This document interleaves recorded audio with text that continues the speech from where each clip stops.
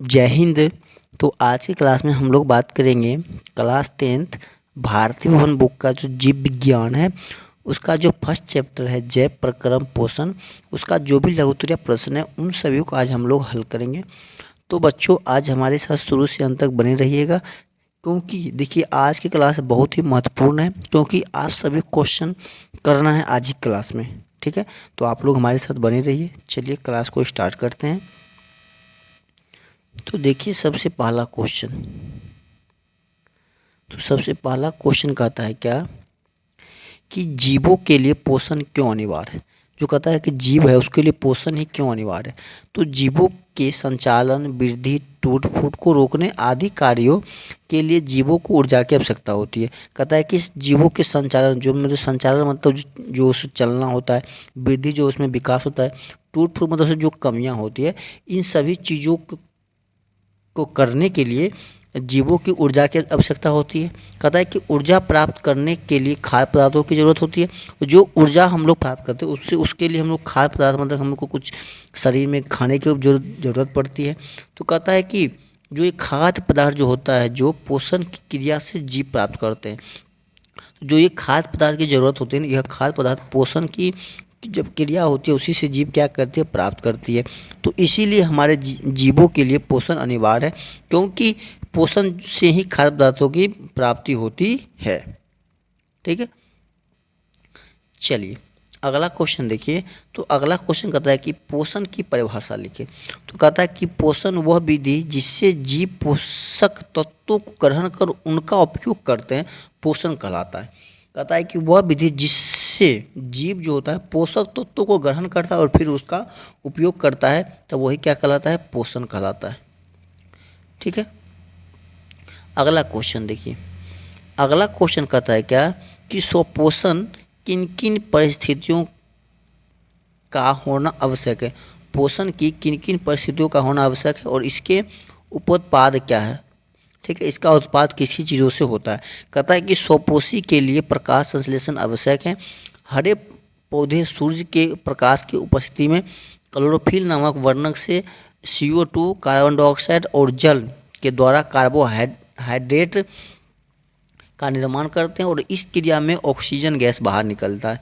कहता है कि स्वपोषी पोषण के आवश्यक परिस्थितियां हैं, सूर्य का प्रकाश होना चाहिए, क्लोरोफिल और कार्बन डाइऑक्साइड और जल। इसके उपोत्पादन आणविक ऑक्सीजन है। तो इसका जो उपोत्पादन है इसमें क्या होता है कि आणविक ऑक्सीजन है। ठीक है, और जो ये प्रकाश संश्लेषण की जो क्रिया होती है उसके लिए क्या है, सूर्य का प्रकाश होना चाहिए, क्लोरोफिल होना चाहिए, कार्बन डाइऑक्साइड और जल का होना अनिवार्य होता है। कोई दिक्कत? अगला क्वेश्चन देखिए। तो अगला क्वेश्चन कहता है क्या कि परपोषण से आप क्या समझते हैं या परपोषण किसे कहते हैं। तो कहता है कि जब कोई जीव अपने पोषण के लिए अन्य जीवों पर आश्रित रहता है तब परपोषण कहलाता है। जब कोई जीव जो अन्य जीवों पर निर्भर करता है वो अपने भोजन के लिए, कि कोई मतलब कि किसी और की निर्भरता से वो अपना खाना पकाना करता है, तो उस सभी जीवों क्या कहलाता है, परपोषण कहलाता है। क्या कहलाता है, परपोषण। जो किसी अन्य जीवों पर निर्भर रहता है क्या कहलाएगा, वह सभी जीव परपोषण कहलाता है। ठीक है, अगला क्वेश्चन देखिए। तो अगला क्वेश्चन कहता है कि मृत जीवी पोषण किसे कहते हैं।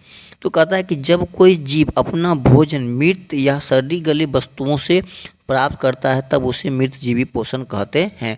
और यह जो होता है अक्सर कवकों में इसी प्रकार का पोषण पाया, जो कवक होता है इसमें क्या होता है, वह मृत जीवी पोषण उसमें पाया जाता है। ठीक है, तो कहता है कि जब कोई जीव अपना भोजन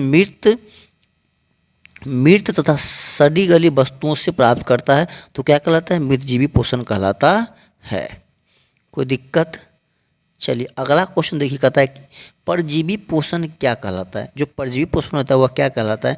कहता है कि जब कोई जीव किसी दूसरे जीव से अपना भोजन प्राप्त करता है तो पोषण की इस स्थिति को परजीवी पोषण कहते हैं।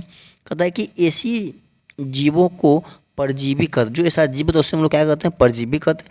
जिससे यह जो होता है मच्छर एवं फीता फीता कृमि परजीवियों के उदाहरण हैं। जो ये जो जो जीवों हैं, ये सभी क्या है, परजीवी है।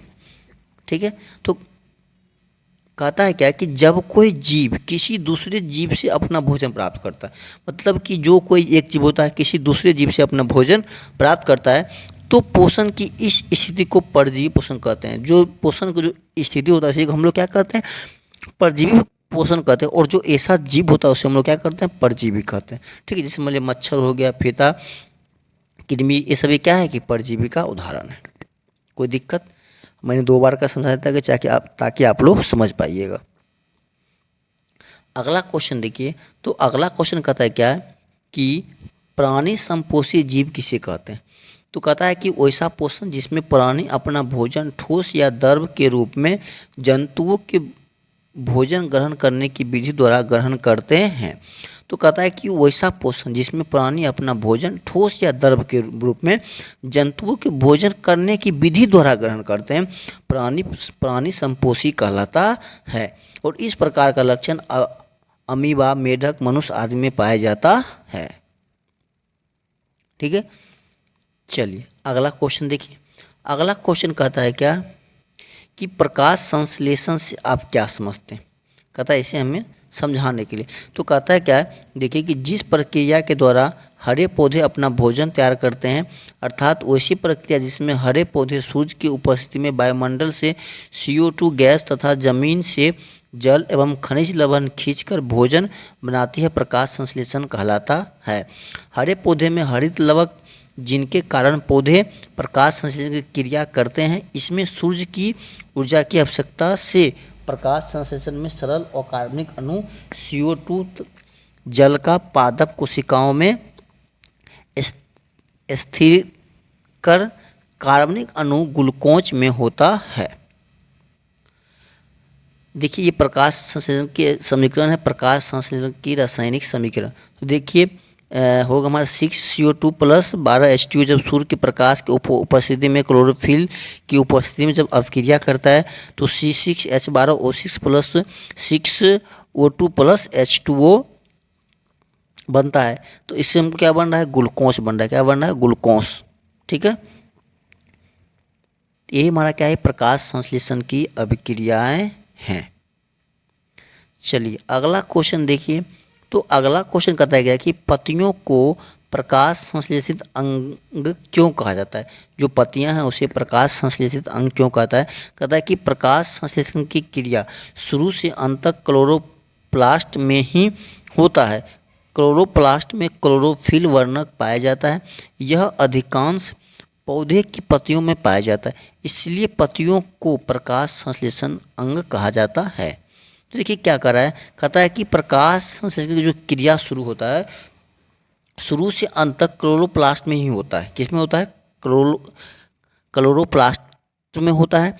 और क्लोरोप्लास्ट में क्लोरोफिल वर्णक पाए जाते हैं। जो क्लोरोप्लास्ट होता है उसमें क्या होता है, क्लोरोफिल वर्णक पाए जाते हैं और यह अधिकांश पौधे की पत्तियों में पाया जाता है। तो यह जो क्लोरोफिल होता है क्या होता है, यह अधिकांश पौधों के पत्तियों में पाया जाता है, इसलिए पत्तियों को प्रकाश संश्लेषण अंग कहा जाता है। कोई दिक्कत। चलिए अगला क्वेश्चन देखिए। तो अगला क्वेश्चन कहता है कि भोजन के पाचन से आप क्या समझते हैं। कहता है कि वह प्रक्रिया जिसमें एंजाइमों की सहायता से जटिल भोज्य पदार्थों को सरल अणुओं में अपघटित किया जाता है, जिससे यह अवशोषित होकर हमारी कोशिकाओं में प्रवेश कर सके, पाचन कहलाती है। ठीक है, कहता है कि वह प्रक्रिया जिसमें एंजाइमों की सहायता से जो जटिल भोजन जो हम लोग करते हैं उसे सरल अणुओं में अपघटित, मतलब कि उसे सरल अणुओं में तोड़ा जाता है और जिससे यह अवशोषित होकर हमारे कोशिकाओं में प्रवेश कर सके, मतलब कर सकते हैं। इसी क्रिया को हम लोग क्या कहते हैं, पाचन कहते हैं। कोई दिक्कत। अगला क्वेश्चन देखिए। तो अगला क्वेश्चन कहता है कि मनुष्य के मुख गुहा में कितनी जोड़ी लार ग्रंथियां पाई जाती है, इनके नाम लिखें। तो मनुष्य के मुख गुहा में 3 जोड़ी लार ग्रंथियां पाई जाती है, जिनके नाम है, पहला है पैरोटिड ग्रंथि, दूसरा है सबमेंडिबुलर ग्रंथि और तीसरा है सबलिंगुअल ग्रंथि। तो ये 3 ग्रंथियां हैं जो मुख गुहा में पाए जाते हैं। ठीक है, चलिए अगला क्वेश्चन देखिए। तो अगला क्वेश्चन कहता है क्या कि मनुष्य में अमाशय कितनों भागों में बटा होता है और इनके नाम लिखें। तो जो मनुष्य का जो आमाशय होता है ना, कहता है कि आमाशय मनुष्य का प्रमुख पाचन अंग है। जो आमाशय है ये सब क्या है, मनुष्य का प्रमुख पाचन अंग है। और यह चौड़ी चौड़ी थैली जैसी रचना है जो उदर गुहा में बाईं ओर से शुरू होकर पूरा अनुप्रस्थ दिशा में फैली होती है। और इसे 3 भागों में बांटा गया है। इसे कितने भागों में बांटा गया? 3 भागों में। पहला कौन है? कार्डियक अमाशय। ये क्या होता है कि अमाशय का अग्रभाग है, मतलब कि शुरू का भाग है। फिर कहता है कि फुंडिक फुंडिक जो है अमाशय का मध्य भाग है, ये क्या है, अमाशय के बीच में रहता है। और तीसरा होता है पाइलोरिक, जो अमाशय का पिछला भाग होता है। तो शुरू का भाग कौन होता है, जो इसे अग्रभाग कहते हैं, तो कार्डियक, और बीच वाले फुंडिक, और लास्ट वाले क्या होता है, पाइलोरिक होता है। तो ये हमारा क्या है कि अमाशय का 3 भाग है। ठीक है, चलिए अगला देखिए। अगला क्वेश्चन कहता है कि मनुष्य के छोटी आंतों की लंबाई कितनी होती है? छोटी आंत